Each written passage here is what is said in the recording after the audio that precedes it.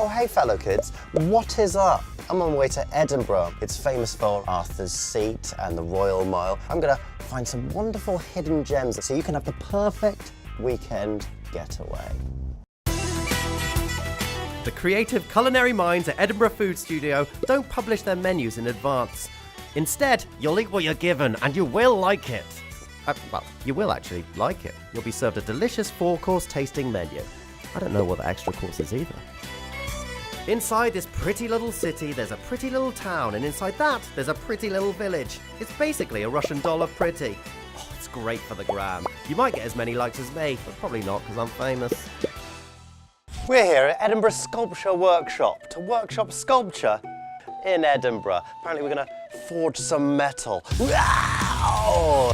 But apparently not that sort of metal. Oh, I really hope I can make a sword.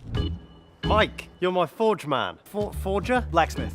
I'll go blacksmith, okay. Edinburgh Sculpture Workshop is a professional arts production facility. We've got workshops, we've got studios, we have apartments. Let's go make some swords or something.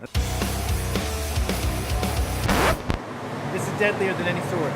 Hey, you know what? I'm a lover, not a fighter. When you strike the metal with this end, it drives it 2 ways, kind of tuck in behind each other.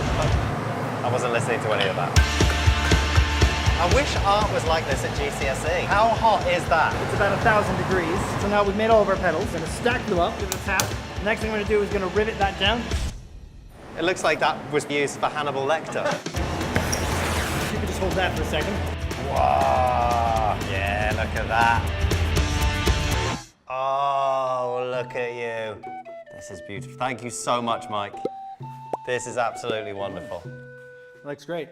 Edinburgh, you've been absolutely incredible and surprisingly sunny. Go to virgintrains.co.uk and book your West Coast weekender.